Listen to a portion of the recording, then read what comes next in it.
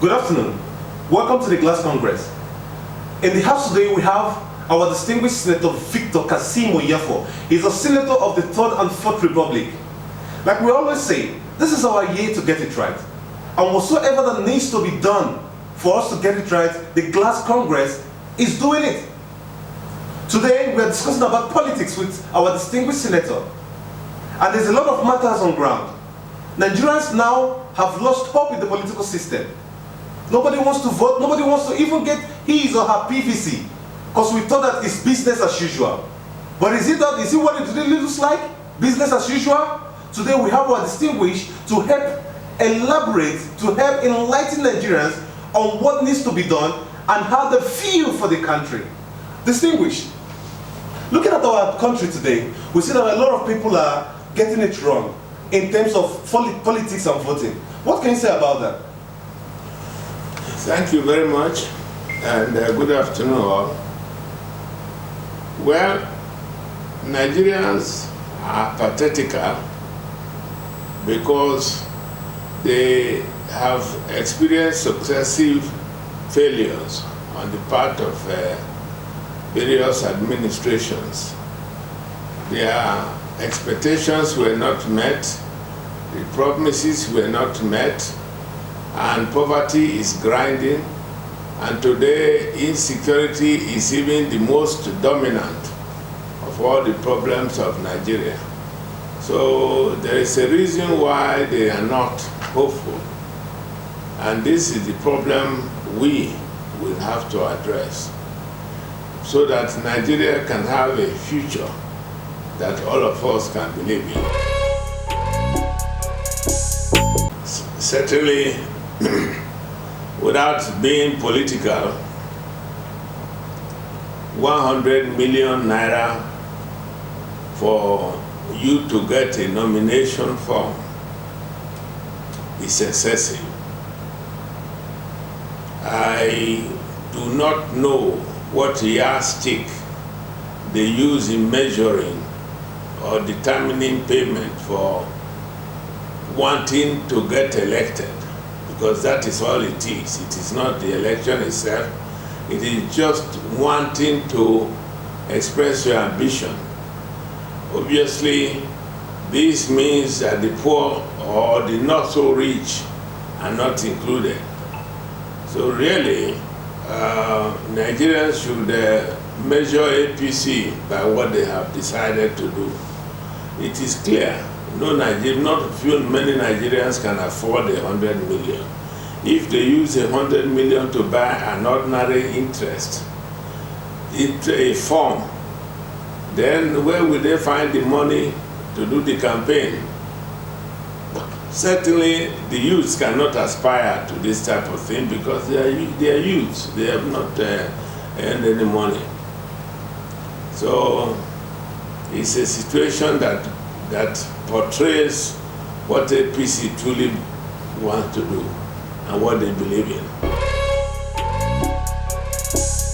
Well, what I will say is that it's frightening and embarrassing. This is Nigeria that fought a civil war.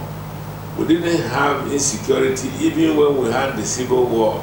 I was about 23 years old during the civil war. We didn't have insecurity. We had a war. We knew where it was being fought. Today, the defense apparatus in Nigeria seems to have collapsed. We hear of many billions and billions voted. We don't see the equipment, we don't see the results. You hear planes are bought, they fly up in the sky and they explode and they fall down. So what is going on? Nigerians need to ask themselves fundamental questions. What is the sincerity of government? If government cannot provide security, what is government for? So these are the questions. It is spreading everywhere. It is not only, it is all over Nigeria. You pick up the newspapers, the social media, you hear things about Katsina, Sokoto, Borno, Adamawa, everywhere, everywhere. So it is an embarrassment, and we need to begin to get a formula to get it right. Otherwise, the time will come soon, we soon get into the time when nobody can even leave his own house. And of course, there will be starvation because people cannot go to the farm. Even already now, many places in Nigeria, they can only get food through what is imported. The insecurity has very wide dimension. There is nobody safe from it. If you are not in the direct line of attack, your family will be, or your children or grandchildren will be, and even you yourself sitting in your own house will get to a point where you will not be safe. So it is, we have gone to keep peace in Sierra Leone, keep peace in Congo many years ago. We have gone all over Africa, being the policeman of the world. But today, we cannot even keep our own home. There's nobody that is spared. Well, it is scandalous that there are so many people who want to be president. It's very, very scandalous. But Nigerians know that, number one, they should look for a candidate, if they can find him, who is not corrupt. Because the biggest problem we have in this country is corruption. The man at the top is stealing, the man at the bottom is stealing, the men in between are stealing, left and right.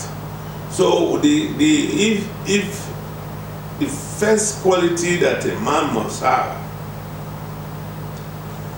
is that he's not corrupt. And if they use this yardstick, I don't know how many of them will be standing. But whoever is standing is the person they should really look out for. Because we cannot move forward as long as corruption is blocking our way. This is why, again, one must decry the idea that you want 100 million for somebody to express an interest. You are telling him, go out and get money from anywhere you can get it. These are not correct. We have to get this nation right. The thinking is wrong. Everything is oriented towards money. So people have to steal the money, they have to be corrupt. So the first thing a person must have is corruption-free to become president of Nigeria. And as I said, I don't know who will be standing if you apply that litmus test. The second thing you must have is people who have ideas. The people are thinking now of coming to become president of Nigeria, but they are not talking about what Nigeria has become. In their minds, they are still thinking of Nigeria of old, coming to be president. There are issues that the president of Nigeria today must be able to articulate, and the man we must vote for, whether it's corruption-free or otherwise, must be somebody who understands the problem in Nigeria. First and foremost, the most singular problem in Nigeria is the Federal Nigeria Constitution of 1999 as amended. The current constitution can never move Nigeria forward. We need a man who will come out and tell us he wants to reorganize Nigeria. He wants to, what the popular expression, he wants to redefine how we relate with ourselves. He wants to free the people so that the people themselves can discover themselves, exercise themselves within the context of their geographic area. They can produce by themselves, from themselves, and they can feed themselves. And they will obey the biblical injunction, from the sweat of thy brow you eat your bread. Because this is how they can create wealth, which all of us will share. A wealth that is created in Niger Delta by very few people, and incidentally I was one of them, and foreigners who created the oil wealth. It's not general. The knowledge is not general, and the appreciation of the difficulty is not general. It was done by foreigners and a few Nigerians, and now it's being misused. This is not how we can move forward. We must go back to what we are and generate what we can from the soil which God gave us.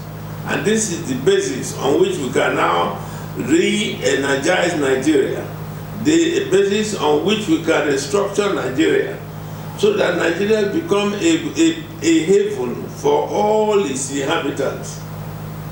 This is the kind of man that voters should look for. Who are those that have the ideas, not people who are coming.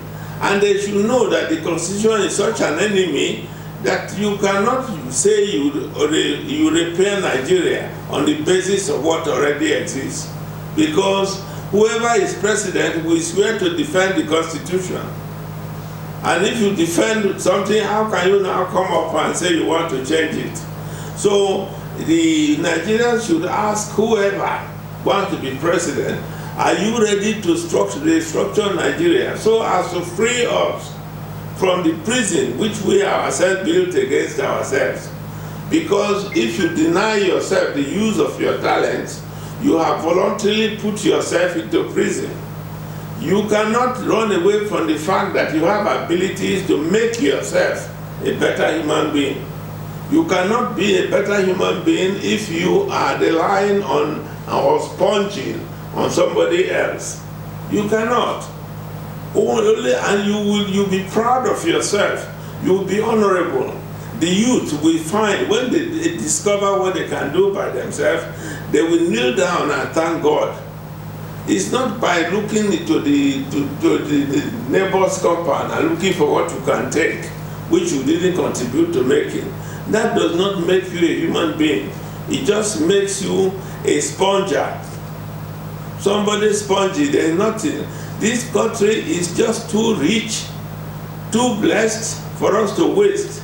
And we must educate the youths in the right direction. In the right direction, to believe in themselves.